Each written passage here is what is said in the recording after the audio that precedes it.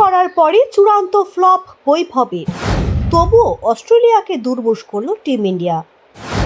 ভারত এবং অস্ট্রেলিয়ার মধ্যে অনূর্ধ্ব 19 যুব টেস্ট সিরিজ আয়োজন করা হয়েছিল। এই সিরিজ আপাতত শেষ হয়েছে।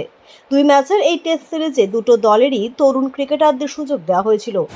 দুটো টেস্ট ম্যাচেই ভারতীয় ক্রিকেটাররা দাপুটে পারফরমেন্স করলেন, আর সেই সঙ্গে টিম ইন্ডিয়া 2-0 ব্যবধানে এই সিরিজে জয়লাভ করেছে। যদিও দ্বিতীয় টেস্ট ম্যাচে চূড়ান্ত ফ্লপ হয়েছেন, কিন্তু তা সত্ত্বেও ভারতের অনূর্ধ্ব 19 দল উইথ টেস্ট সিরিজে অস্ট্রেলিয়াকে হোয়াইট ওয়াশ করেছে। ভারত এবং অস্ট্রেলিয়ার অনূর্ধ্ব 19 দলের মধ্যে যে যুব টেস্ট ম্যাচ আয়োজন করা হয়েছিল, এই ম্যাচে অস্ট্রেলিয়া প্রথমে ব্যাট করতে নেমে 135 রানে অল আউট হয়ে যায়। টিম ইন্ডিয়ার হয়ে হেলেন প্যাটেল এবং খিলান প্যাটেল 3টি করে উইকেট শিকার করেছেন। ভারতীয় ক্রিকেট দলও অবশ্য ব্যাট হাতে যথেষ্ট লড়াই করেছে। 171 রান করে তারাও অল আউট হয়ে গিয়েছিল। এরপর অস্ট্রেলিয়ার সামনে কামব্যাক করার সুযোগও ছিল, কিন্তু দ্বিতীয় ইনিংসেও তারা 116 রানে অল আউট হয়ে যায়। এরপর ভারতের সামনে জয়ের রাস্তাটা খুবই সহজ হয়ে যায়, কারণ সামনে টার্গেটটা একেবারেই কম ছিল।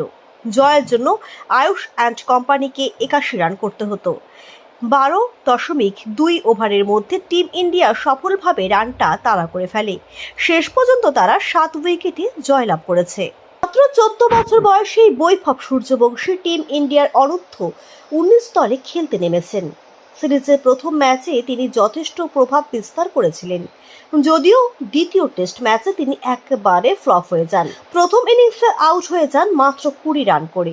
দ্বিতীয় ইনিংসে তিনি প্রথম বলেই নিজের উইকেট খুইয়ে বসেন।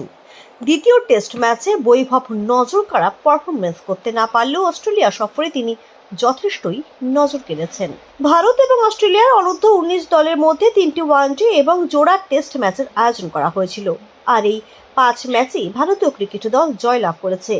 অস্ট্রেলিয়া ভারতের বিরুদ্ধে একটাও ম্যাচ জিততে পারেনি। সিনিয়র দলের মতো জুনিয়ররাও ক্রিকেট বিশ্বে কর্তৃত্ব কায়েম করতে শুরু করেছে।